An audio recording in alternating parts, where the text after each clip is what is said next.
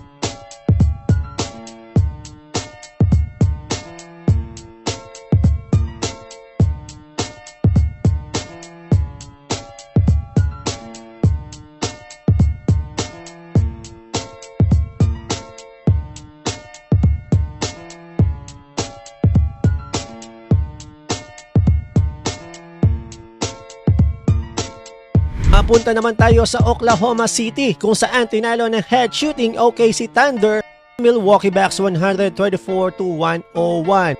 Bang tuloy malungkot shooting ni Damian Lillard.